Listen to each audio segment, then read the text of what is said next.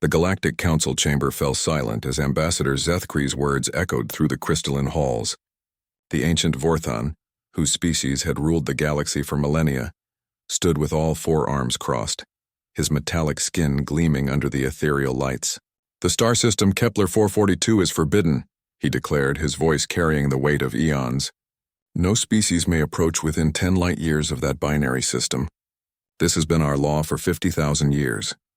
Captain Sarah Chen of the Earth Exploration Fleet stood defiant before the assembled alien dignitaries. Her small human frame seemed insignificant among the towering representatives of dozens of advanced civilizations, yet something in her eyes made even the eldest among them shift uncomfortably. "With all due respect, Ambassador," Sarah replied, her translator device rendering her words into the common galactic tongue, "humanity was never consulted about this law. We've discovered potentially habitable worlds in that system. Our people need new homes." A ripple of what could only be described as nervous laughter passed through the assembly. The insectoid Krixtal representative clicked his mandibles in amusement. "Young species," he buzzed, "you do not understand. That system harbors something that destroyed the precursors themselves. We who came after learned wisdom. Some boundaries must never be crossed." The holographic display at the center of the chamber flickered to life, showing the Kepler 442 system. Two golden stars danced around each other in an eternal waltz, while several planets orbited in the habitable zone. To human eyes, it looked like paradise. To the assembled aliens, it was a monument to cosmic horror. "The architects of the void," whispered Velnara, the ethereal representative of the energy-based Lumina. Her form flickered like candlelight as she spoke. "They built their greatest works there, reaching toward godhood itself. Their hubris awakened something that should have remained sleeping. In a single day, their civilization, older and more advanced than any of ours, simply ceased." Sarah's jaw tightened. She had read the classified reports, studied every fragment of data humanity had gathered about the mysterious system. Earth's population was approaching critical levels, and their exploration ships had found precious few worlds suitable for human life. Kepler 442's planets were not just habitable, they were perfect. "What exactly are you so afraid of?" Sarah asked. The chamber erupted in a cacophony of alien voices, clicks, hisses, harmonic tones, and sounds no human throat could produce. They spoke of ancient warnings, of probe ships that ventured too close and returned empty. Their crews simply vanished. They told tales of entire fleets that jumped into the system and never jumped out.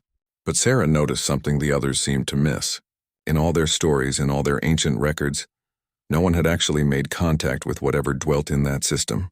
They had all turned and fled at the first sign of the unknown. "You've never actually tried to communicate with it, have you?" she said quietly. The silence that followed was deafening. Ambassador Zethkri's four eyes narrowed. "Communication?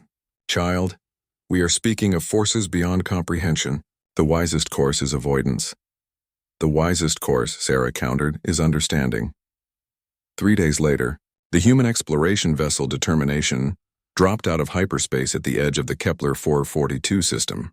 The crew of 47, all volunteers, gazed upon the binary stars with a mixture of wonder and terror. Behind them, at a safe distance, observation ships from a dozen alien species watched and waited. Dr. James Rodriguez, the mission's xenobiologist, was the first to notice the anomaly. "Captain," he called from his sensor station, "I'm reading massive structures throughout the system. They're beautiful." The main screen revealed what appeared to be crystalline constructs spanning thousands of kilometers. Gracefully woven between the planets like cosmic jewelry, they pulsed with soft, rhythmic light, almost as if breathing. "Attempt communication," Sarah ordered. The communications officer, Lieutenant Kim Park, began broadcasting on all known frequencies. Mathematical sequences, prime numbers, cultural exchanges, even music. For hours there was no response. Then, as the Determination crossed into the inner system, something extraordinary happened. The structures began to sing. It started as a low harmonic frequency that seemed to resonate through the ship's hull itself. Gradually, it evolved into something more complex, layered melodies that spoke of vast intelligence and profound loneliness. "Captain," Park said with tears streaming down her face, "it's not threatening us. It's greeting us. Over the following weeks, Humanity made first contact with what they came to call the gardeners, ancient artificial intelligences left behind by the precursors, not as weapons of destruction, but as caretakers of their legacy. For 50 millennia, they had waited in isolation, their attempts to communicate with visiting ships mistaken for attacks by species too frightened to listen. The precursors, the gardeners revealed, had not been destroyed by hubris. They had ascended to a higher plane of existence, leaving behind their AIs to tend to the worlds they had prepared for those who would come after, worlds perfectly suited for organic life. But there had been one condition. Only a species brave enough to approach with open hands and open minds would be deemed worthy inheritors. The first human colony ships arrived at Kepler 442c 6 months later. As they descended toward their new home, the gardeners' crystal structures formed brilliant arcs across the sky, a cosmic welcome that spoke of humanity's unique gift, the courage to extend friendship to the unknown rather than flee from it. In the Galactic Council chambers, Ambassador Zethkri watched the broadcasts from the human colonies in stunned silence.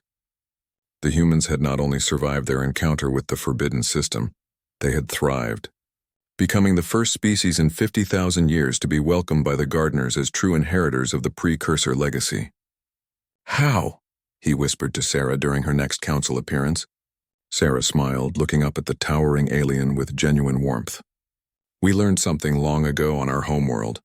Sometimes the scariest monsters are just lonely souls waiting for someone brave enough to say hello."